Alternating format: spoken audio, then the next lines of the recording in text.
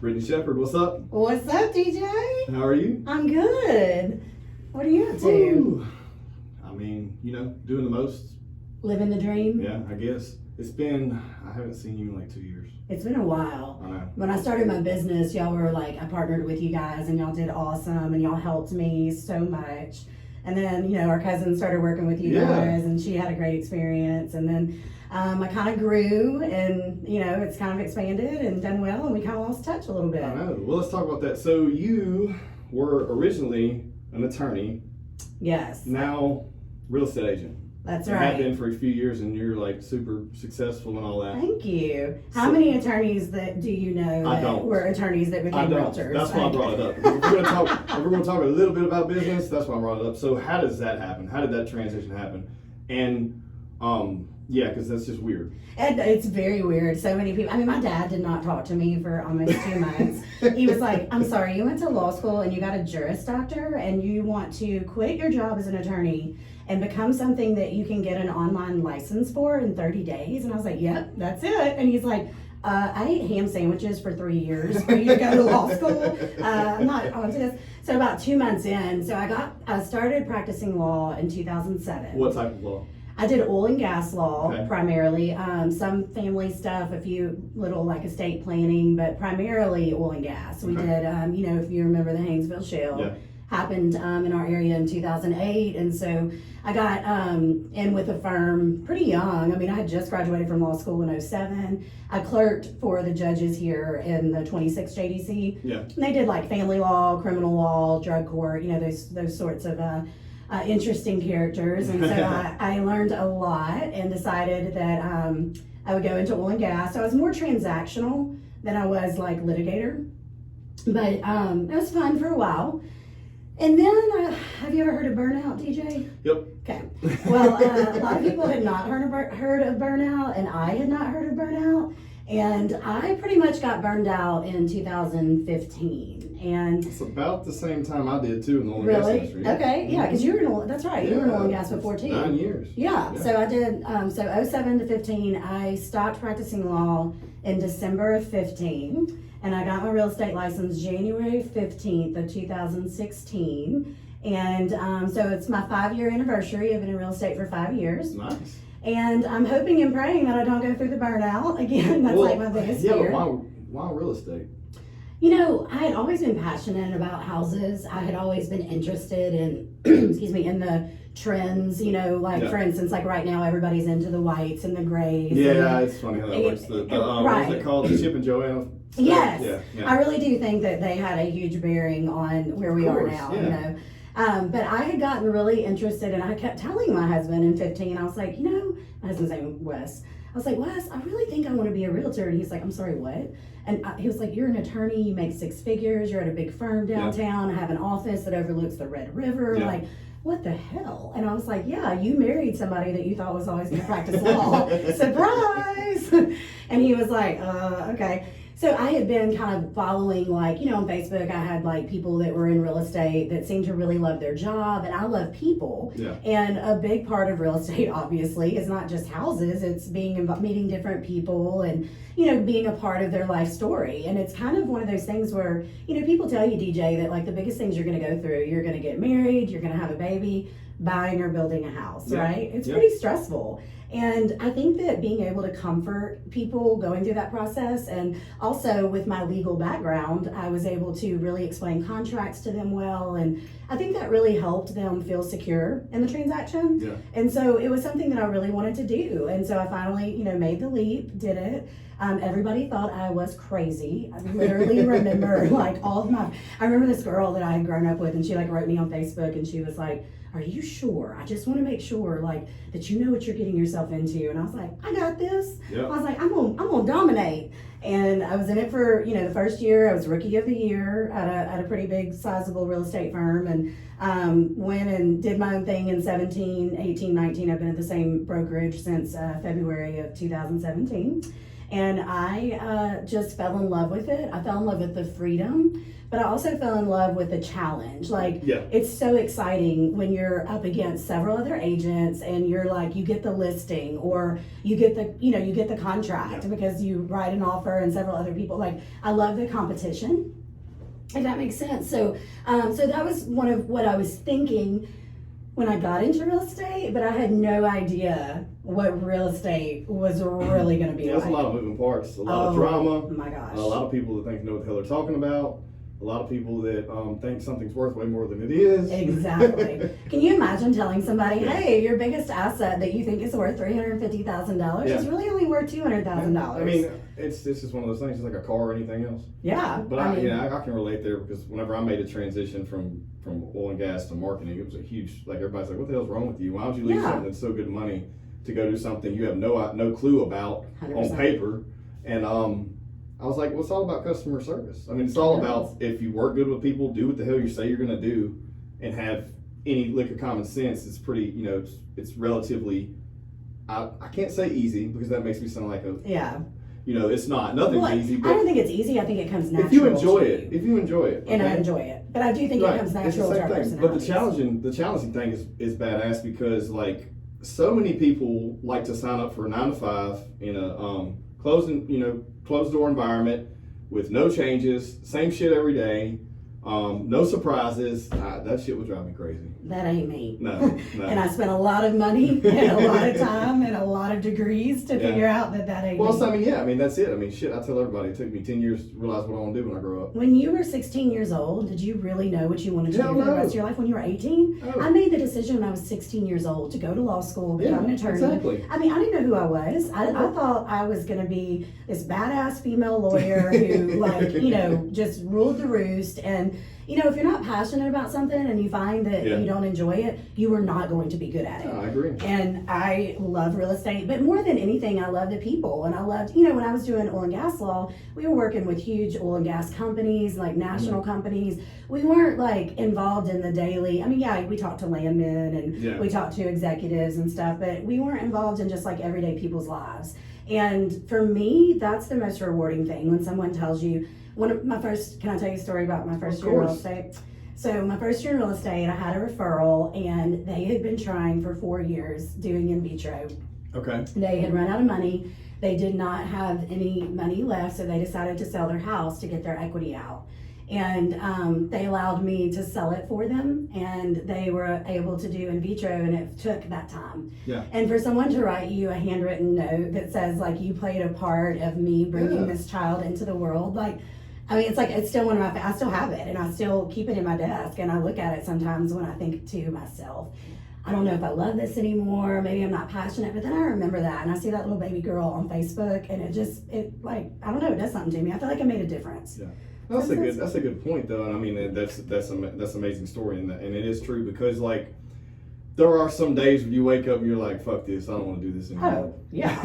I mean, like, a lot of days. But, like, it's not because you've lost passion, it's just because the energy's off that day or there's something going on at home, whatever it may be, you know what I mean? Like, I have days where I'm like, damn, I don't really want to deal with this, but at the same time, I'm like, well, this one thing doesn't outweigh all the good things. You know what I mean? But you know what makes you good? An entrepreneurial spirit. Somebody who wants to go out and have several different businesses, they overcome that more quickly than the people who stay in that and resonate with that, and they wallow in their self-pity. Well, I mean, people, they're not gonna, they're just not challenged, or they don't want to because they're so insecure of, and I feel like, it's like one of those things where over the past few decades, that's just what we were trained to do.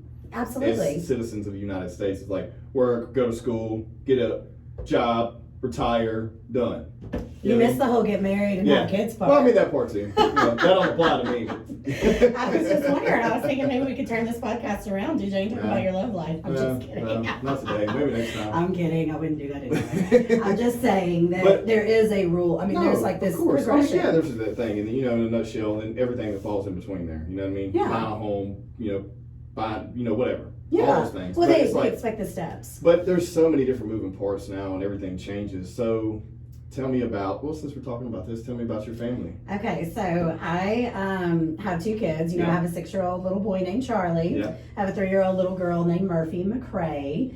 And they are the lights of my life. And the reason that I think I also fell in love with real estate was being able to have more control over my schedule, to be with them and be where when things were important, to be a mom. Like when I was practicing law, you would be there, 10, 12 hours a day, billable hours, So for me, being able to be a part of their daily lives has been the biggest blessing. And I think, I just think that whatever is up there, that he allowed me to do this, because I think that for me, that stirred my passion on to be a mom, but also be a successful businesswoman. Because DJ, I'm a child of the 80s, right? Yeah. There's a lot of people who still think you should, cook every day and you should clean and you should, and that's not me. I never was gonna be that way. Which is a bad thing. People ask me all the time, why do you have so many women on? I have men and women, of course, but they're like, why do you? Is it what's the deal? And I'm like, man, I don't know. Maybe it's because I'm a child of a single mom, and I respect the women hustle a little more than the male. Yeah. I respect the hustle as a whole. Oh yeah. But when you see someone who's a woman who's independent and works her ass off, and it's not that staple that us growing up would recognize. It's just cool to me. No, I think that's awesome. Yeah. I applaud you for embracing that in our culture and applauding that, because there are a lot of women, unfortunately, who were products of their, the dad works, the mom stays home, the dad controls the money, the mom cooks and cleans and controls the children's education. Dude, speaking of that, I don't remember who this was, but if you're listening, oh well, I had to call them out. So I had to, before I forget, I posted something yesterday. These 2 females fought, because I'm really big in martial arts and fighting. Yeah. It's Taylor Sterling and Teresa, I can't remember the last name, but anyways, this is on Bare Knuckle last Friday, and 2 women, 2-minute rounds, literally beat the shit out of each other. I'm talking about bare knuckle, covered in blood, really nasty, but they kicked the shit out of each other. It was a fucking war. And I made a post of this just on a story, and a woman replied to me. She said, "Oh my God, that's so gross." I was like, "Yeah, but it was a fight. They're badass. It was a badass fight." Yeah. And the next reply was, "Well, I just don't think women should do that." And I was like, dude, I really want to say, they shouldn't drive cars or have a job and should stay in the kitchen just to be a smart ass. I wish you would have. I didn't need that screenshot and take out context, what I mean? But holy shit, no, I completely agree. It's just one of those things. Here's the thing. We're way past that. You may think that we shouldn't do it, but you can't tell me that I can't do it. Well, exactly. And it would be funny if a man was saying that, because it'd be like, that's sexist and a little weird, but I get it, whatever, because that's something you're used to. But a woman saying that to me, I was like, holy shit. That's just, we're limiting ourselves. You do what the hell you want to do. Exactly. And I have. If you want to punch each other in the face, if you want to do real estate, if you want to do anything, you do what you want to do. That's the freedom of being an American. Yeah. And us being able to have access to all the same things. 100%. And I think it's, if we embrace that culture and we continue to applaud women for whatever it is that they want to do, we're going to make it easier for women to break the glass ceiling. Yeah. And I think that's something that I'm very passionate about. Mm-hmm. And so I'm really glad that you had me on. And so the funny story that I was going to tell you was whenever you asked me to come be on your podcast, I was so excited. And I was telling my husband, Wes, I said, Wes, DJ asked me to be on his podcast, and he was like, oh, okay, so, whatever. I was like, yeah, I'm so excited. And he goes, about 2 hours later, he calls me back and he goes, oh my God, he's had Jason Ellis on his podcast. He knows who Jason Ellis is? Yes, he's obsessed with Jason Ellis. So then he's like, oh my God, DJ did this, DJ did that. Oh my gosh, he had so-and-so. And I was like, yeah. He was like, and then he found out he had Jason Ellis on, and I was like, dude, you have a man crush on DJ right now. And he was like, no, I have a man crush on Jason Ellis. Yeah, Jason Ellis is great. And he was, speaking of him, he just started, he got let go of Sirius after 10 years. Really? With a huge audience. And so he had to start, and he's just now fresh in the podcast world for the past month, but he has, a decade of radio experience, and I've been listening to him for that long. So he's one of those people that kind of inspired me to do this. Him and Rogan and Gary Vee and those people kind of inspired me to do this. So Shout out to him. And Yeah, that's cool that you brought that up. He was just like so excited, like, Yeah. because he was like, oh, you got asked to be on the back, and then he calls me back like 2 hours later, and he's like, dude, Jason Ellis was on his podcast. I kind of want to come with you. And I was like, I don't think Jason's gonna be there. Like, but then he started telling me, he's like, he's had this person, and he's had this one. And I was like, I told you, I'm kind of a big deal. He's like, whatever. But he was so excited. So that's awesome that you've got such a wide berth. And well, I mean, this is something that people reach out to me, and I'm humbled by it. I really am. But this is something that I'm doing as a creative outlet. I don't make any money. It's not in line with my business. I don't want to sit here and market people and all that. That's not what I'm trying to do. It's just everyone has a story, and I feel like if you give that person the platform, there's someone that can relate to that. Yeah, no, I think it's great. And I do have a little bit of a unique story just because I started out on a certain path and plan that I thought I had for my life. And then up and decided at 32 years old to do something completely different and change, flip the script, as you say. I just decided I was going to go out and do my own thing, and it worked. And we're one of the top 10 realtors in Shreveport Bossier now, which I'm incredibly grateful for. And we've sold, well over 110 houses last year. And for our market, that's really good. So I'm excited, and especially in our market, because DJ, I don't know if you know that we have 1,400 realtors in Shreveport Bossier. In a market of 450,000 people. Yeah, I do. 1,400. I'm aware, and that's something that well, here's something else that's interesting. I had this conversation with someone 2 or 3 years ago. I don't remember exactly who it was, but I've been in marketing for a while now, and I'm constantly trying. I work with realtors on and off, and whether it's giving them advice or we work together for a little while, give them advice, whatever it may be. But I was talking to someone, I can't remember who it was, but they were like, oh yeah, that's just they quit doing, they're just doing that. They're stay-at-home mom, they're just doing that just to look like they have something to do, to get pretty pictures and be on a billboard or whatever. They don't really do shit. And I was like, look, hold up. Okay. There are a lot of those. Oh, 100%. There are a lot of those. Absolutely. And that's quickly phased out when they get in the industry and realize 100%. that you got to hustle your ass off, because not only is it work, but now there's 14 other people that either can be your allies or your enemies. That's right. You know what I mean? You're working against 1,400 people, competing against getting business. But you're also that's the thing about realtors, I think, in general, and I know that you don't focus specifically on certain areas of business, but it's so heartbreaking to me that they don't encourage each other. It's almost like used car salesmen. I was about to look. No, holy shit! I was about to bring it up. Life insurance salesmen, insurance salesmen, used car dealers, and real estate agents. Yes. Holy shit! I've seen it a million times. They refuse to adapt. They refuse to keep an open mind, and so it literally keeps them in this box where they can never grow because, so and so got that deal and I didn't. Screw them. 100%. Like, man, work with everybody. If you work with everybody, no one can talk shit about you. And there's plenty of business to go around for everybody. Always gonna be. But that's the thing that kills me. It's like that mentality is what holds them back. Yeah. But it also hurts us as a profession, because then not only am I having to defend myself as Brittany Shepherd, a realtor, I'm having to defend myself as a realtor. Meaning that the profession is not bad. You know? I'm glad you brought that up, because no offense to any of those people I just mentioned, but that is cliche, something that it makes it just a tad bit easier to be successful in that market if you change the mindset and don't jump into that bullshit. Hey, come join our team. We offer the best training. Yeah, that's like it's like that in all those industries, and then they're literally brainwashing you to do the same shit they've been doing for 50 years. It doesn't work anymore. It's unbelievable to me, because obviously, realtors aren't new. We've been around, for 100 years. Right. Why all of a sudden is it that mentality of to win, you have to beat somebody else? And that's not my mentality, and I think that's why I've been used to be, successful. It used to be. There wasn't a platform. There weren't multiple platforms where you could reach out to literally anyone in the world. Yeah. If you have someone moving here from China, it's crazy. They could be a potential client. That wouldn't have happened 50 years ago. But that's the thing. I've had to learn how to adapt, because a realtor in the 1980s and 90s, even the 2000s, isn't the same as a realtor in the 2020s. And the thing about it, I think that's so frustrating, is that there are some really good, talented realtors. Maybe they were older. Maybe they got into business a long time ago. And if they don't adapt to the millennials or the Gen X's and the Gen Y, whatever, they're not going to succeed. Because,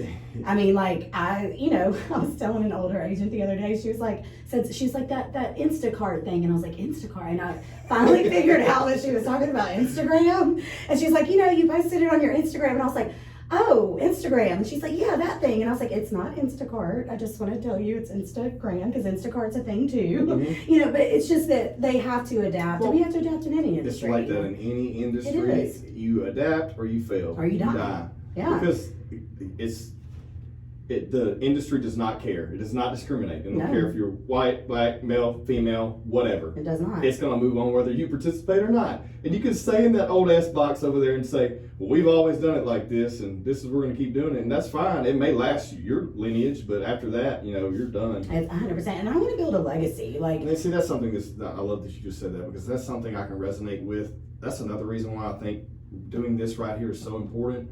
Because as long as technology exists for the next 100 years, this could be something that someone hears. You're right. And that's not something that you could do every day. You know what I mean? So it's words matter, and what you say matter. And if you build people up every day instead of tearing them down, it goes so much further. It lasts generation to generation. Like, I want to leave a legacy of positivity, and that we can build each other up, and we can all be successful. We don't have to tear each other down. Like, if I go on a listing appointment and there's 3 other agents, I will never say something negative. I mean, I've been that agent before where the sellers called me and been like, well, the agent before you just really talked a lot of shit about you. I'm like, that's fine. Like, I always end up getting hired. So, just at the end of the day, like, I don't want to build my legacy off of that. I want to be dynamic. I want to be authentic, and I want to be passionate. And if I can be those things, and whether I affect one person in a day or I affect 20 people in a day, it doesn't matter. If it's true and authentic and genuine, it's going to succeed. So that's how I feel. In anything that it really is something that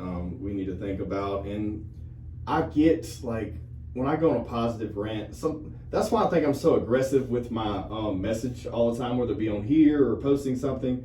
Is that I gotta be positive, but I don't want to be too cliche. Yeah. Because everyone could post a fucking inspirational quote. You're right. Everyone could say, whatever.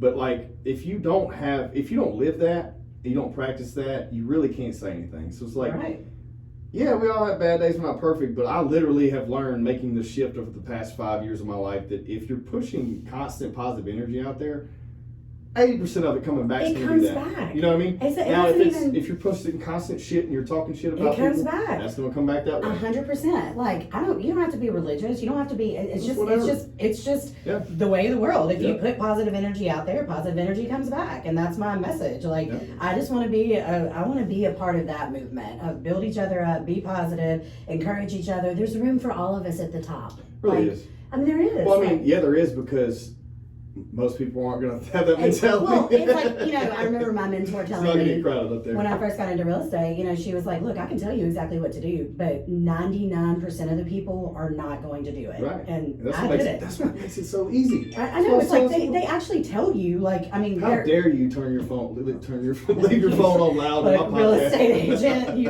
my phone is out. Literally, there's been times when we've gone to dinner and Wes is like, are you bringing your phone? Yeah. Are you leaving it in the car? I feel you. Because, it's like, it's just constant. But I have to put myself on airplane mode, because if not, I'll lose my Yeah, no, same. So I think that if I don't want to be cliche either, but it's kind of like, the other day when you wrote me about being on your show, it was like, I was being honest. I was saying, look, I went through a rough few months, and let's talk about that, because you made a post and it was real elaborate, and did you actually read it? I did. Okay.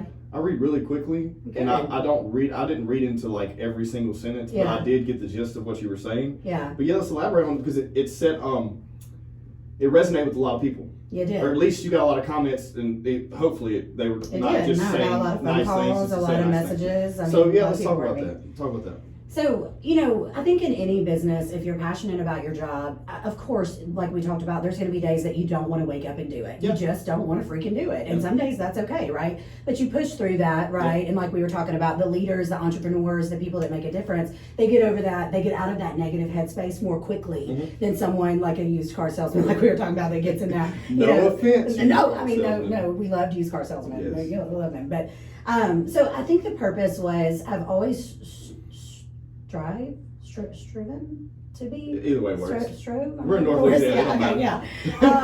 To be authentic. And I had read this article, several years ago about authentic leaders and the things that make them successful and genuine, and they admit their faults, and they can say, yeah, I messed up, or let's talk about this, let's analyze and take criticism. And over the last 3 months, I had this major surgery, I got COVID, there was just a lot going on. It was the holidays, and a lot of time real estate slows down, during like November and December, but we never have. We've always, gone 90 miles an hour. And so I went through like this downtime, and I just got kind of set in what we were talking about, like just the negative, like, man, I don't know if I love this anymore. Maybe I'm suffering from burnout.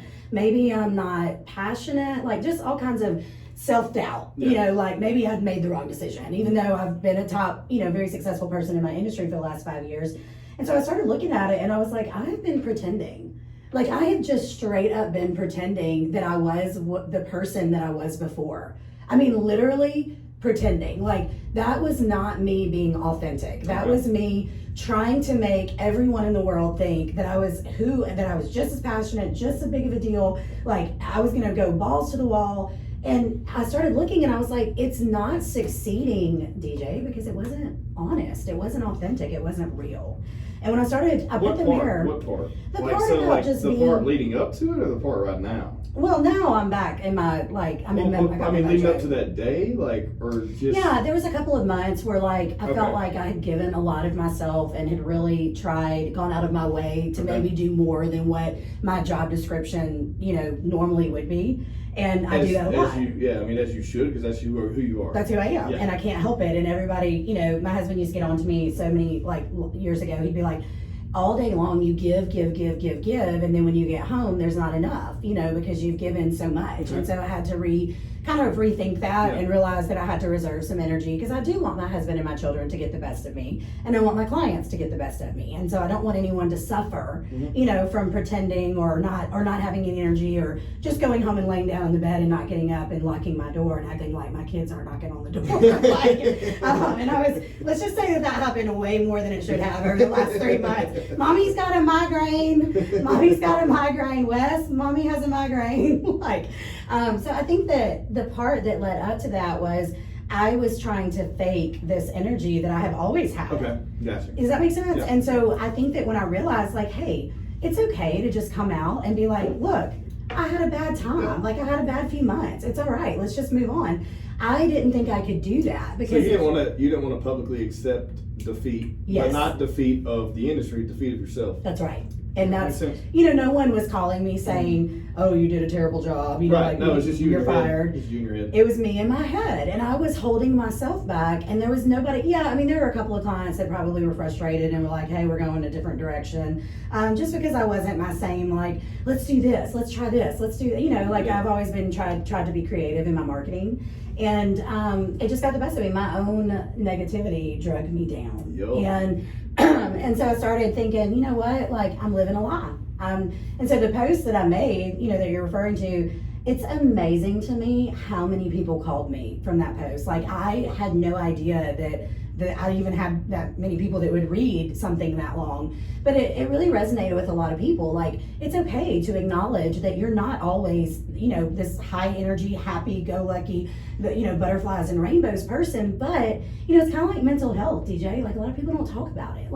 We are now. Yeah. But, when I went through postpartum in 2016, I didn't have anybody to talk about. I didn't even know I was going through postpartum. That's a real thing. It's a major real thing. I am so glad that I did not kill Wes, because I remember at 2:00 in the morning I woke up and he was adjusting the thermostat. Wes, we're gonna have you on. I know, it's so bad. We had to have him on our podcast because he felt like he had to come defend himself. But literally he was adjusting it, and I remember I walked out and I had this steak knife, and I don't even know why. But I walked in, I was like, if you ever touch the thermostat again, and he was like, okay, and I was like, just don't do it. It was just I'm scared of you. But my point that I'm trying to make is that, we all go through things, and if we could just be more publicly supportive, that, it's okay if you're depressed, it's okay if you have anxiety, it's okay if you're mad, it's okay if it's okay. Feel those feelings, give them their due, and then move on. Yeah. Bury it and move on. There's a fine line between a lot of these things. So I'm always aggressively saying, no one cares, work harder. Yeah. Which at the same time, I am empathetic, saying, yeah, we all have issues. and you got to take time to deal with your shit. That's all I'm saying. I'm not saying live in that. I agree. No, but I'm saying go it's take a the time to slippery deal slope. with it. So it's like recognize what the issue is, fix it, and move on, because you're not the type of person that, you know. But sometimes it may take a week. Listen, sometimes it may 2 weeks. If you're always crying wolf, if there is always a problem, that's a different thing. I'm gonna be like, peace out. And that's another thing. If there's always a fucking excuse. Exactly. My head doesn't hurt. It's been a bad month. You know, whatever. I think you meant my head does hurt. Yeah, that's what I meant. Sorry. You know what I mean. Does, whatever your excuse is. Yeah, but that's the thing. It's like, if you saw me making excuses and posting it publicly, like, hey, I had a bad, but like, I mean, look, I can even say this about myself, and it's taken me a long time, but I mean, I regularly kill it, and I had a bad few months, and I let it get in my head, shit, this has been a shit year. This podcast got me through COVID, I think, because it took enough energy to put my mind on getting this rolling, because it really took off during COVID, because the Zoom thing happened. I reached out to guests across the states, and that shit probably held on, because if not, I may have been one of those people that's like, holy shit, what do I do with myself? I'm losing my mind. I'm doing garage workouts, making videos. I'm doing fucking selfie videos. I don't like doing selfies. If I'm doing a selfie video, that's a problem out there, just fucking know that something's wrong, okay? I'm going to reach out to you now every time. I'll be like, You're not gonna see much of DJ, how's your love life? That was straight up COVID. But it's like shit, like if you're constantly in a creative outlet, whether it be your industry, mine, or someone else, another one, and it's restricted, you got to get creative, on another level. I think this is so cool that you started this during that time, because there's a lot of good that came out of 2020. I started it a little over, I think like last October, but I started taking myself seriously right before COVID hit, because I was like, oh shit, I'm getting feedback, people were liking it. Yeah. Okay. Oh, well, all right, let me take a leap, and I believe Ellis was my first big guest. And I was like, I'm just going to shoot for the stars here and hit him up, and he said, yeah, bro. Anytime, mate. And I was like, fuck. That's awesome. I was just wondering, like, how you connected with him. Yeah, and then after I did that, I was like, okay, I think I may have something here, but let's keep moving. But not to plug me, just in response to what you were saying, shit happens, and you got to deal with it. Yeah. And you got to find creative ways to move around it, maneuver, pivot, whatever you got to do to move forward. But DJ, I took the time to look at myself, and I took the time to analyze what the issue was, and now I don't talk about it. I mean, I made that a week ago. I've moved on. I've gotten 4 houses under contract. I've gotten new, like, I'm back to my old self. But the biggest thing for me was accountability. I think by posting that you needed to. I needed to, because I needed to put it out there. You aren't going to say it to no one else. That's right. What you need to do. That's right. And I had to look in the mirror and say, that's okay. And so, whatever platform it may be, social media or whatever, it's okay to be real. I mean, here's my thing: be real all the time. Absolutely. Don't bullshit. Fake it with filters all day long. Only post the sweet family photos, not the kids acting an ass. Rubbing shit in their face. Literally, when my child is like cutting my daughter's hair off and then like put slime all in it. Like, I don't post, you don't see. But like, the thing is, I don't want you, I feel like if we don't watch out for the next generation, they're going to look at all these pictures and think, I mean, I don't know how to do a damn filter on thing. I don't even know how to post on Instagram. There's no accountability. That's always the biggest issue, and that's always been the biggest issue forever. But now we're at a broad reach where we can get in touch with more people, right? Which is it's going to continue to grow. I mean, where else it goes from here, I don't even know. I mean, shit, we already can reach the world. What are we going to do next? But it's like, if we don't have it now and we don't set it while we're laying the groundwork for this.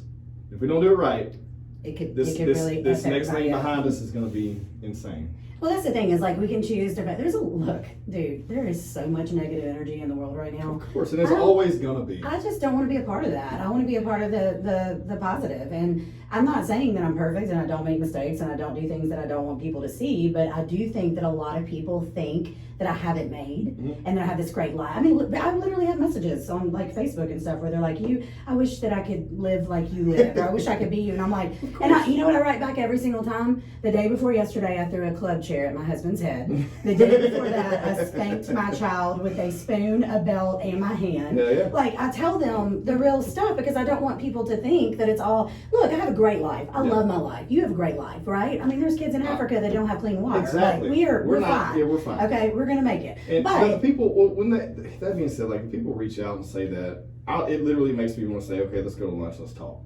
Yeah. Because you're not happy, or you wouldn't be saying those things to me. Right. If there's any way I can help, or at least give some perspective, that, you know, some unbiased opinion to your situation, maybe you wouldn't think that I have it better than you. Yeah. Because let's see what's going on. Like, because most of the time when people reach out like that, it's because they're not happy, and that just leads into something else, you know? But here's the thing, like, I would rather address, and that's what I was talking about, like addressing the issue. Like, if we address that in the beginning and we say, hey, let's acknowledge it, let's hold each other accountable about this, and let's move on. We don't have to dwell in that. We don't have to, you know, wallow in self-pity. Yeah. But let's tell it to somebody who can hold you accountable and help you. And that's what friendship is to me, right? And like my mentors. That's what it should be. It's what it should be, 100%. But that's what I want to focus on. I don't want to focus on, I literally do not let people talk about people in front of me, because small-minded people talk about other people. And I don't want to hear that crap, because I don't want that in my mind. I can't do it either. And, you know, we all get caught up in any kind of gossip, you know, but my thing is if I don't 110% know you, I really can't give an opinion on you anymore. Yeah. Now, 10 years ago, I was in a different mindset, you know, just go with the flow, you know, but now it's like, if I don't know you, if I have to sit down and have a conversation with you, if someone brings something up and starts saying something negative, I'm just going to say, I don't know. Yeah. That's what I do. I'm like, I don't really know about that. Let's talk about something. I mean, I'm not saying that I don't go home to my husband sometimes and like vent about stuff, but I don't spread that. Listen, what this bitch did. Oh yeah, and he literally is like, can we just go to bed? Like, shut up. Are you serious? Can't you call one of your girlfriends? I'm like, no, I can't. I gotta tell you, because I don't want to talk about this person. But that's the thing, is like, I think if we could focus more on that, here, you know, you don't have to be. It doesn't have to be religion. It doesn't have to be something. It can just be positive energy, like that you have positive thought, because you can control your mind. And that's what happened to me. I controlled my mind in the bad way. I let it get a hold of me. You said, oh, was it clients? Like, you know, were people telling you were doing bad? No, it was me. I did it to myself. I beat myself up so much that by the time I realized it, I was like, oh my gosh, like I've destroyed my well-being mentality. It was just horrible, but I'm out of that now. It's a point, like, it's a point to be made. No one really gives a shit. They all have their own stuff going on. That's right. So, like, deal with it, figure it out. You know, whether you get, you know, you need to voice your opinion to get, you know, get it out, or reach out to somebody so they can talk to you or whatever. But like, everybody has their own shit going on, and it's not going to fix itself. No, you know what I mean? But here's the thing, DJ. If we fix it in our friendships, if we fix it with our spouse, if we fix it with our children, if we just address the issue, so many people bury it. They don't want to acknowledge it. They don't want to get in your, because it might get ugly. It might, but it might have to get ugly before it gets pretty. Like, you know, there's beauty in the brokenness. You know. I love struggle, because we all learn from it. We do. If you just went out, left an industry that you're 110% comfortable with, jumped into another one, you did well, but you didn't walk into it doing well. You weren't handed a book of business. You had to generate that. You had to cultivate it. You had to do all the work 16 hours a day, I'm sure. I mean, I know how that industry works, and I know what I was doing, so I can, you know, I know. So, like, if you didn't have to do all that, you literally would not appreciate where it's at now.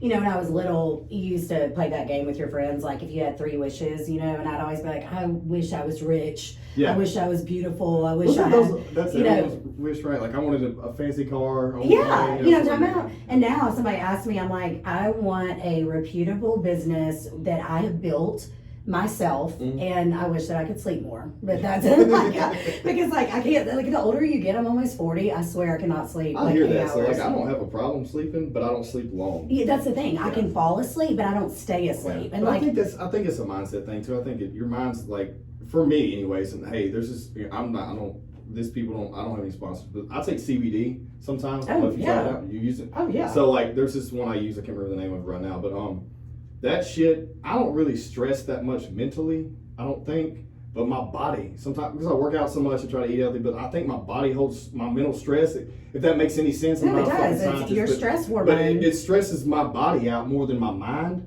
and like, I'll be so like, body stressed, if that makes any fucking sense, I don't know, but like, I don't know, but anyways, I take that shit, and it literally just relaxes me, helps. And then the next day I wake up and it's like crazy, but I love it. I mean, it works. Oh, I love it too. I mean, like and I had such a stigma like attached to it because I thought it was like, you know, illegal. I mean, because well, I mean, and there is that, but like the CBD that's not illegal, it's so good. I mean, all that shit's about to be legal anyway. I know. But I mean, I'm just saying this. You know, hey, I grew up with Nancy Reagan. Okay, like, all right, this is your brain on drugs. Okay, I'm just saying. Like, I should have listened to some of my friends earlier on and taken the CBD CBD 5 years ago, but it does help. And I think that men carry stress. Well, it's just differently. anything. Like I'm more of a fan of something that's going to be a natural solution. Yeah, whether it absolutely. be therapy, something like that comes from the ground, not something created in a lab that I don't know what's in it that may have super addictive traits that go into something else, or that alters the way your brain functions and the way your body functions. And I'm not into that, so I'm like something like, okay, it'll relax me a little bit, recharge next day. I'm not groggy, roll. You know what I mean, I don't do it. I probably once a week, maybe, depending on the day. Yeah, no, I think it helps. I take it every night. Really? Yeah. See, I haven't got there yet because I'm like, shit.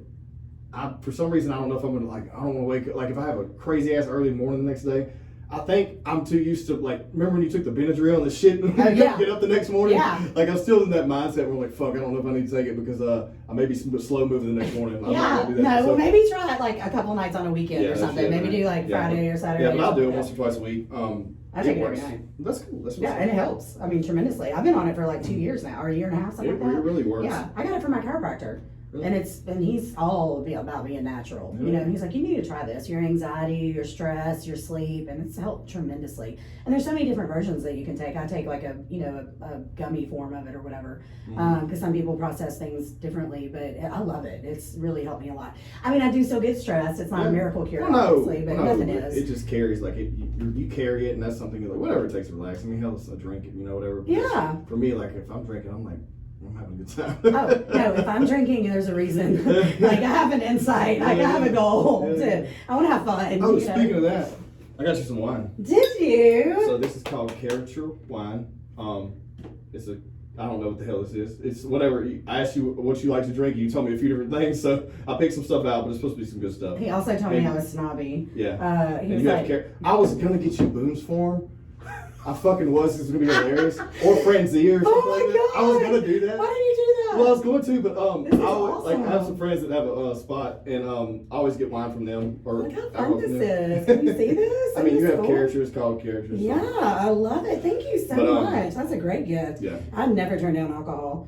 I mean, it's so awesome. You were like, okay, snobby bitch. I was like, I like red wine, but not Merlot. I was like, I don't really drink Merlot or Chardonnay, but I like Cabernet. So I like a Pinot Noir or a Pinot Grigio. I literally held the message up. I said, hey, do you have this, and this? Because I don't know shit about wine.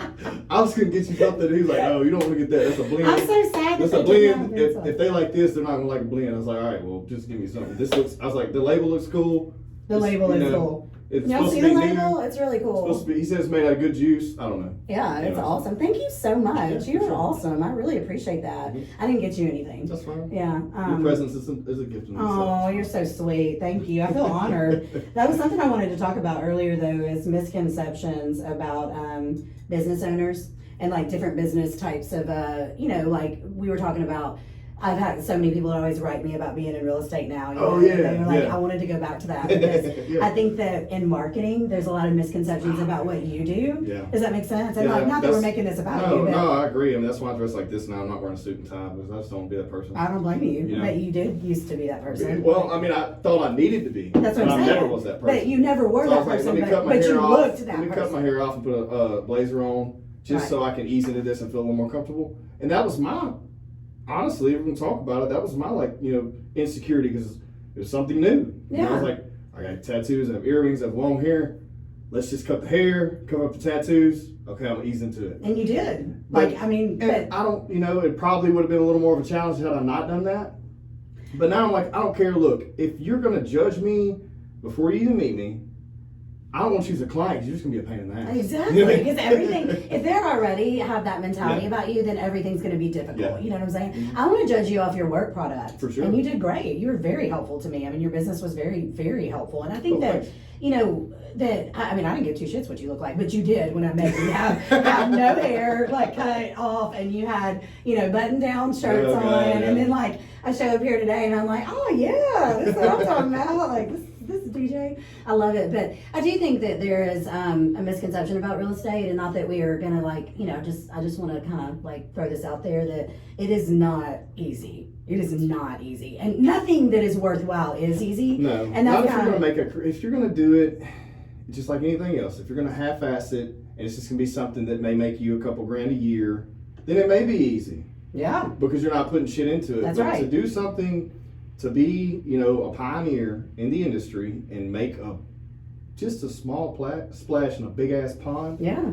Takes a lot of fucking effort. It does, and that's where I think it's so funny. Like even when I walked in here to record, we had, you know, so I've gotten like 3 or 4 messages just this week on Facebook or Instagram, and they say, hey, you know, we want to be a realtor. We want to do what you did. We think you're really inspiring, which is awesome, and I love that. But it's like it's hard for me because it's like I don't want to tell you. I want to encourage you and tell you to pursue your dreams, but I also want to be like, hey, it's not just opening doors to pretty houses. Like there's a lot. That's more what you should to be. it, You should, you know? I don't think you should. Yeah, I agree. I don't think you should be the. Oh yeah, please come join our team. We have great training. Yeah. We have, you know, we have all the tools. What the fuck does that mean? We have all. That's all I ever hear. Like, we have all. We have the tools. We have the tools. What fucking tools do you have? This other company don't have. Because oh my God, they all the have software is the the same same. It's They just got a do. different label on it. You know what I mean? Everything's the same. Look, I love it. I love the industry, but good old fashioned work ethic is always gonna win. It's gonna beat out a lead system. You're right. It's gonna beat out fucking Trulia or whatever it's called. Yeah. You know, reviews. I just canceled all that. What's the other one? The big one, Zillow. It's gonna beat out all that shit. Mm-hmm. I mean, it's just one of those things, like all the ads and stuff.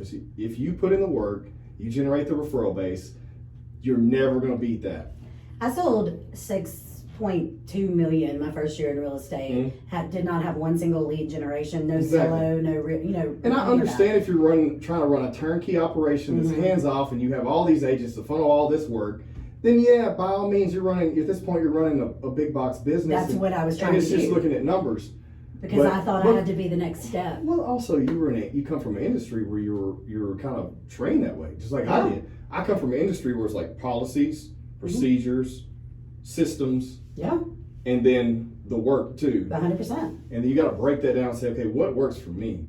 That's right. And that's what's going to be something I can do from here until I get tired and don't want to do anything else. That's right. And that's what that post was about. Like going back to that, you know, when you asked me to be on, it was about realizing that even though that's what a lot of the heavy hitters were doing, the big names in the industry here, that was not me. I spent 1.5 years trying to be those people because I thought that's what I had to be, like to be the biggest, you know, thing in real estate, I guess. And it got me nowhere because I was miserable. I started focusing on numbers, on winning over the public, on, you know, people that didn't know me. So did this number, I need to beat them. Yeah, I mean, I got caught up in that. And that's just when you compare yourself like that, it just affects your mentality. Well, like another thing is culture. Like you said, you started somewhere and moved somewhere else.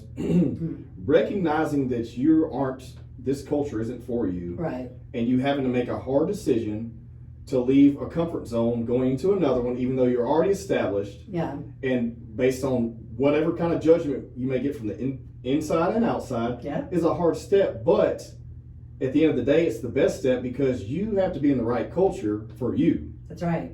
I was terrified, absolutely terrified to leave my first broker. They had been around a really long time. And, you know, I just remember being like, here's the thing.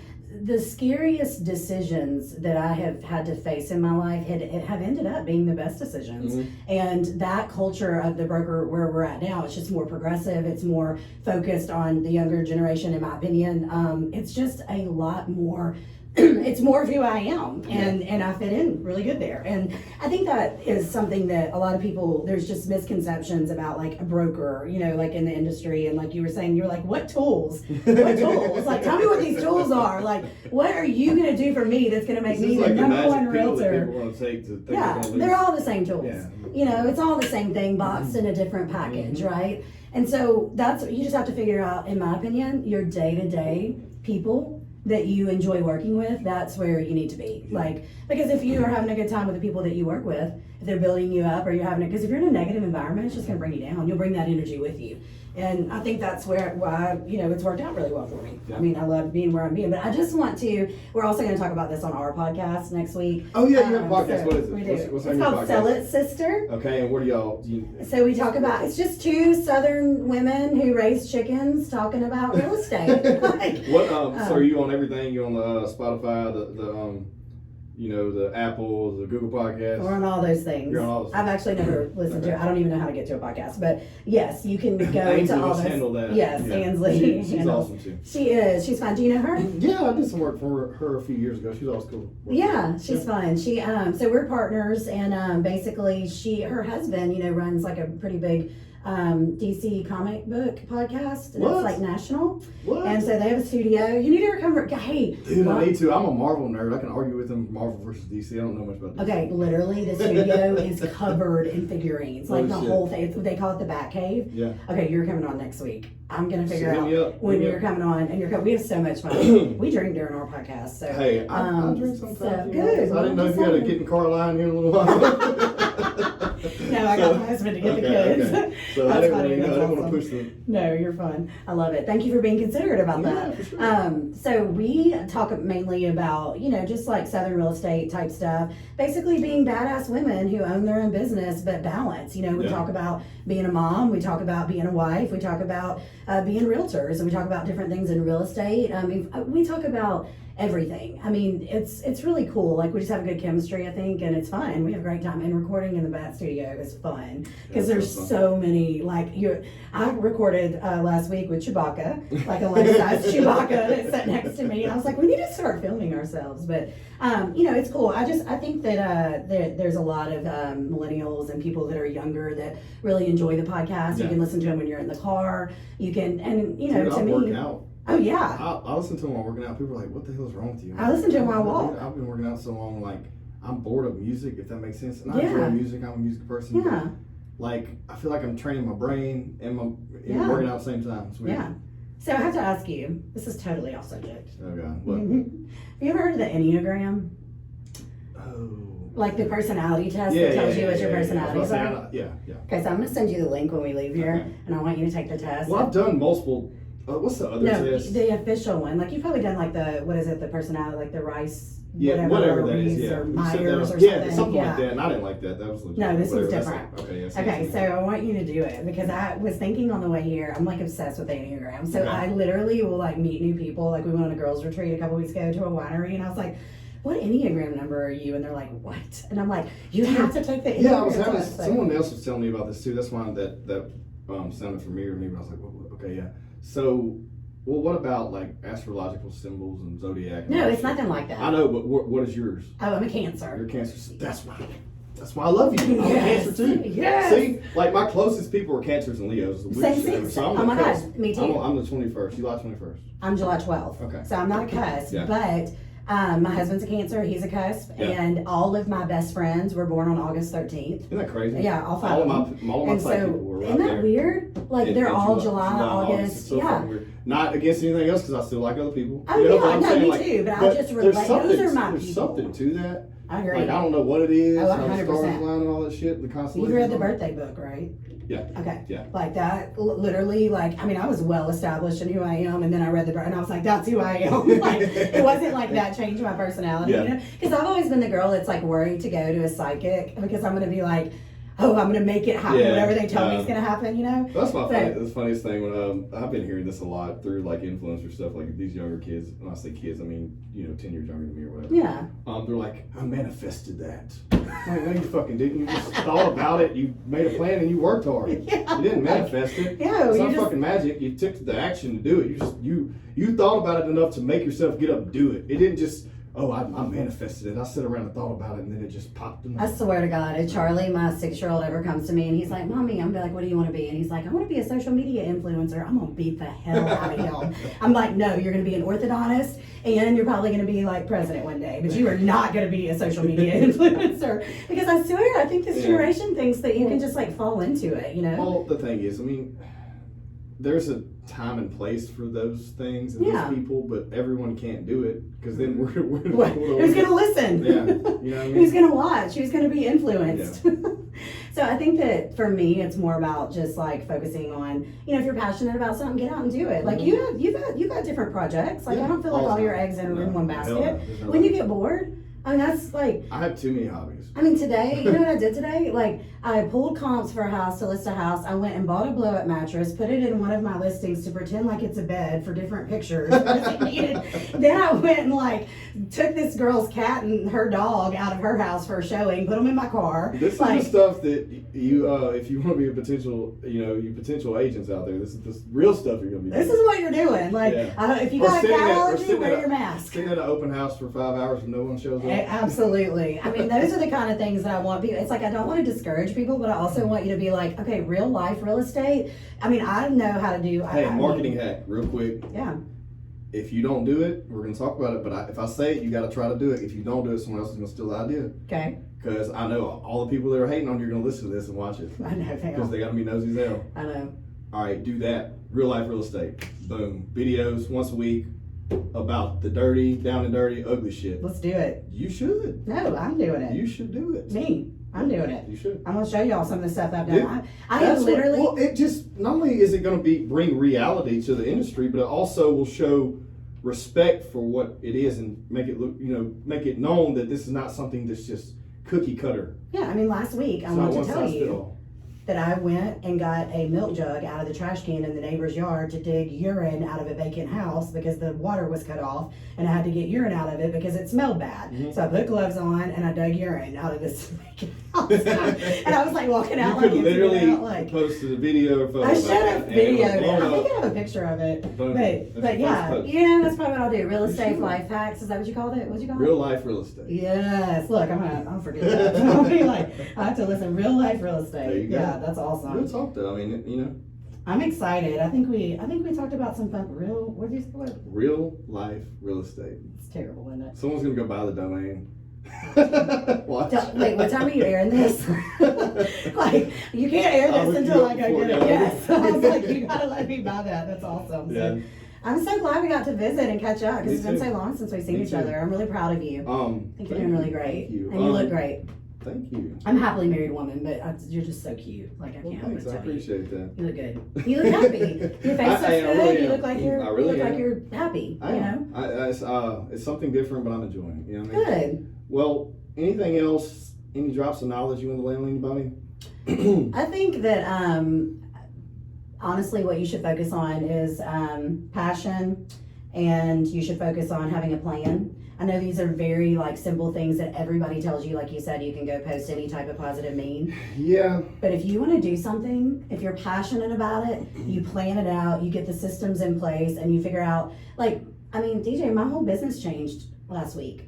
Everything. Like that post that I made, I canceled thousands of dollars in lead Zillow, realtor.com, Trulia, that day that I posted that, because that was not making me happy. Exactly. I changed and went, but you know what I did? I went back to old school real estate. I wrote 5 note cards on Monday. And that's okay. But, it's whether you do it virtually, online, like you do it with a pen and paper, as long as you're doing what makes you happy, but at the same time, keeping in mind that there are these elements that you have to operate within. Yeah.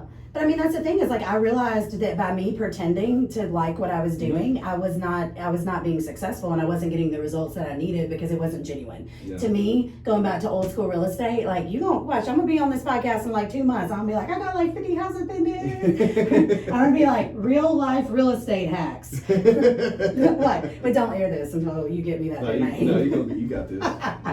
Thanks for having me on, friend, and thanks for my caricature wine. Of course. I'm super excited. Well, I had a good time. Me too. That's fun. Yes, ma'am. We should do that again. We will. I have to invite me back now that I've sat in the same chair that Jason Ellis has sat in. He didn't sit in it. We did that one virtually. Oh. I wish he'd been here. Shit. Oh, man. We probably stayed here 4 or 5 hours. Yeah. Getting that dude here would never happen. Oh my God, he's fun though. Yeah. So my husband is going to be still impressed. I'm not going to tell him that part. I'm just going to tell him he came here and that you did it live. That's cool. Thanks, friend. Awesome. Everyone, please subscribe to the podcast. Yes.